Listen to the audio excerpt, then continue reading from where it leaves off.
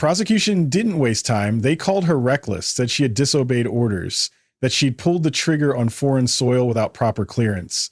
They used words like insubordination, collateral, diplomatic incident.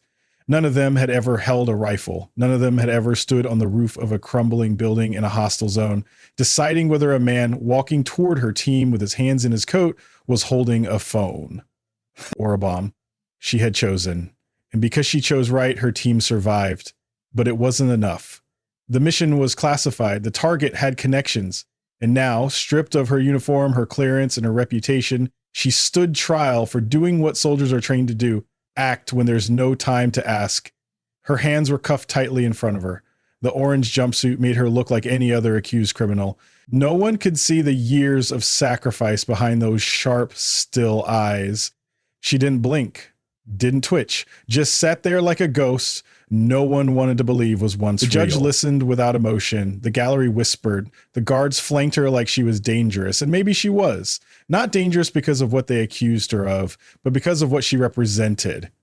A truth they weren't ready to admit, that sometimes the system punishes the very people it sends into the fire. And then it happened. The courtroom doors opened without announcement. A man walked in, tall, sharply dressed in the pristine white of Navy command.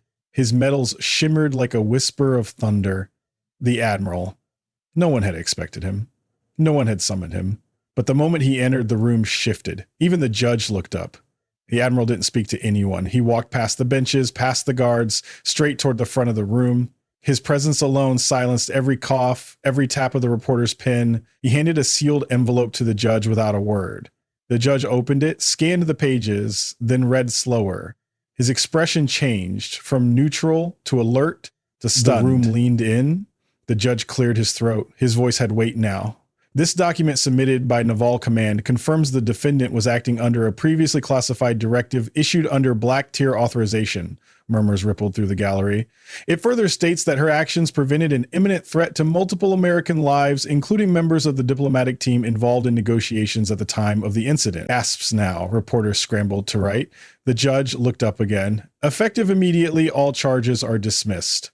The defendant is cleared of all wrongdoing and is to be released with full honors reinstated. The guards hesitated. The Admiral didn't. He stepped forward, nodded once to the sniper. One of the guards finally moved and unlocked the cuffs. She stood slowly, not triumphant, not angry, just quiet, with the same calm that carried her through every battlefield. The Admiral stood beside her, unshaken, and for the first time, the room didn't look at her like a criminal vid. They looked at her like they'd forgotten something, like maybe somewhere along the way they'd mistaken silence for guilt and dignity for defiance. The Admiral spoke only once, to the room that had tried to bury her under its own fear. "You questioned her silence," he said. "But silence is how warriors speak when words don't matter. She didn't fail her country. Her country failed her." Then he turned to the sniper. "Let's go home." And without another word, they left together, leaving behind nothing but the echo of truth in a room that had nearly forgotten what it sounded like. In a world loud with opinions, sometimes the bravest voices say nothing because they've already said everything. In blood, in dust, in silence, the sniper didn't ask for praise. She didn't defend herself with speeches. She showed up, stood tall, and endured, because real warriors don't seek glory. They only seek peace. And when the world finally sees them for who they are, it's not with applause, it's with silence. The kind that stands